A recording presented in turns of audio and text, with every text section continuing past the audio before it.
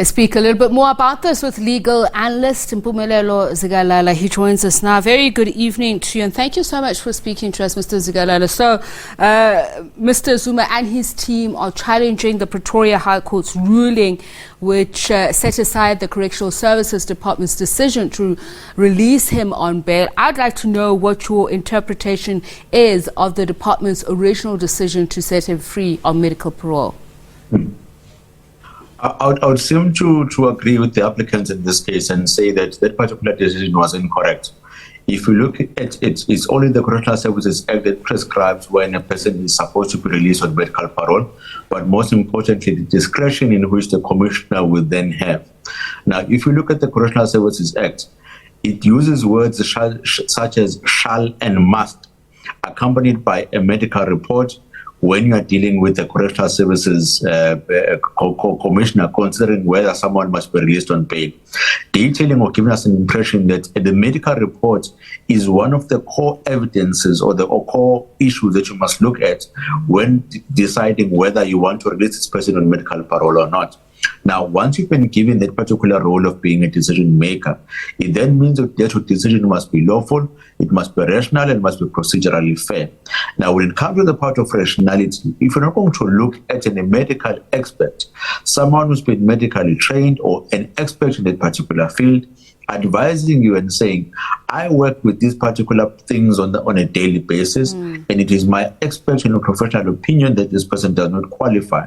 The question would be, on what basis do you come and say, I'm not going to concede to medical advice. I'm going to go against this and grant this particular person a medical parole. This was done intentionally by the legislature to prevent such things from happening. So from the side of correctional services, I think the applicants are going to be correct in this one. However, the court may seem to side with the former president and say, you did not submit or did not decide your own decision. It is not you that has made this particular mistake. It is the commissioner then who was the commissioner of correctional services. We can't punish you. Anyways, if you look at whether you have been detained or not, strictly speaking, you were, because you wouldn't wake up today and say, I want to go to Dubai or any other country, because you are still deemed a prisoner. There's certain things in which you didn't have any rights to participate. I want to stop you there before we get too far, and I want to make sure that we are on the same page in understanding. You say you stand with the side of the applicant. The applicant here is the former President Jacob Zuma, and obviously it's against the Pretoria High Court ruling setting aside the Correctional Services Department. So who was remiss in doing their job? I know you outlined the arbiter who made the decision and the basis on which. So are you saying that Mr. Zuma should hold the Department of Correctional Services accountable for having made the decision that it made? Let me clarify. The decision to release him on parole is incorrect. Due to the basis that the inclusion of the medical report was not considered, or the content of the medical report was not considered. However, the consequence of that particular decision cannot be that the former president must then go back to prison, because the reason for that is that he did not take that particular decision. At the end of the day, he is an innocent applicant in this particular matter who did not take part in the discretion part of the investigation or the inquiry. So when a decision is being made by the honorable court, they should also consider it. So the decision must be in two parts, or the order must be in two parts. It should say, Mr. Fraser, you were incorrect, you did not follow the Correctional Services Act. However, that does not automatically mean that the former president must go back to prison. We will take or will deem the period in which you've spent outside on parole as being the sentence part of your sentence or of your punishment. So it's due to the fact that you are not able to participate in any freedom-related activities. You are still a prisoner at the end of the day. It's much clearer now. Now, back on the issue of the medical advisory board, the medical parole advisory board, you were saying that it's obviously staffed with medical experts whose purview it is to understand the condition that is being advanced. And I'd like to work on precedent. In the past, if you talk about Janusz Falus, if you talk about Shabir Sheikh, and these processes, there have been words used like, as you mentioned earlier on, discretion, but that the recommendation are taken on advisement. And, you know, almost blurring the line on how the final decision is arrived at. And here the decision was taken by the Correctional Services National Commissioner, Arthur Fraser.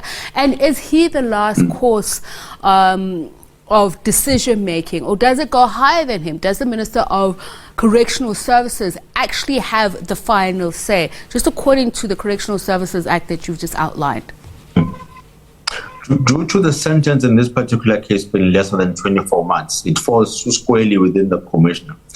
However, the commissioner is not given an uncontrolled discretion as to whether medical parole must be granted or not. The Act goes further to say that even though you are given that particular power to decide whether someone goes on medical parole or not, you must still consult with medical experts as to the condition of that particular prisoner in which we are discussing on the subject matter. And what you must look at is the nature of the extent of the illness, whether you have facilities that can be able to cover or maybe to cater for the prisoner, and whether they will be better off at home, basically pushing us towards the point of saying those who are terminally ill, they can rather go and pass away at home, because they're not going to have facilities in the Correctional Services Center, which will obviously lead to a dignified passing or a dignified death. So because we can't offer that, let's allow you to go back at home so that you can be able to die peacefully. But in order for us to do that, you need the medical experts who are going to come in and then say, yes, we've assessed this particular individual. Medically, we can see that this person is terminally ill. Now, you stated previous cases in which the lines have been blurred a bit due to maybe the moving targets. Due to various amendments that have taken place within the Correctional Services Act, there are certain words that have been included. The first one, or certain other actions that have been included. The first one stating that it is a must and a compelled process in which you must consult medical practitioners. As the commissioner or even the minister, you must be able to consult and rely solely on the results of the medical practitioners. Secondly, is the constant review afterwards, saying that even after you've been released on medical parole, it does not mean that you're a free man, but still regarded as a detained prisoner or as a prisoner, in which this particular process of reassessing whether you are still terminally ill or not is something that must still apply to you. Now, it will be different with Mr. Shabir Sheikh, because we'll have to go back and check when was this particular act amended. By the time it was amended, was he released or not? If he was released and then it was amended after, the law cannot apply retrospectively. So he would have been given that particular free pass, and I said it in inverted commas, in terms of continuous assessment.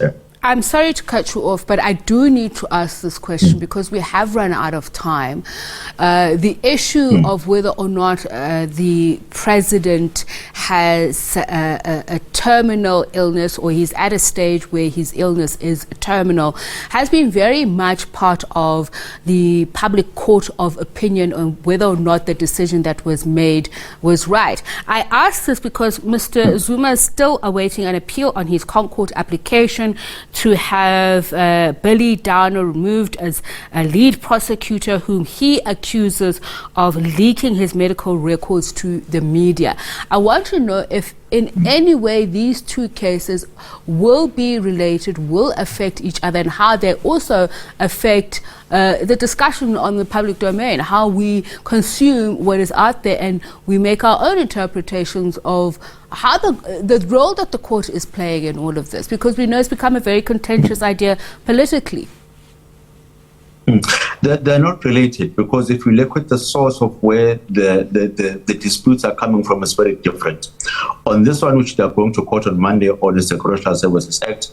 On the other one, it is probably the Criminal Procedure Act and how the conduct of the NPA or prosecutor ought to behave when handling criminal cases. So it's two different sources of law, and they should be assessed differently.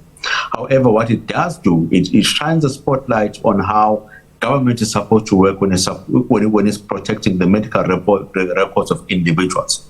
Also, what it does is it focuses on the legal strategy of the former president in terms of saying maybe they could have done something a little bit better or a little bit different in trying to show the instances in which Advocate Billy Downer did not comply either with the law or with the NPA Act in terms of how he ought to have dealt with those particular medical records of any individual. Again, it shines a spotlight on government in terms of saying, at the end of the day, no matter how popular the person is, you must still afford them the dignity in which it's supposed to apply to them. They may be the former president. However, the provisions of the Constitution still applies to them. It can't be watered down or being disregarded. So all those who are dealing with issues such as these ones must hold them and deal with it as if they would deal with it with any other individuals that is there. However, when it comes to the court is very clear.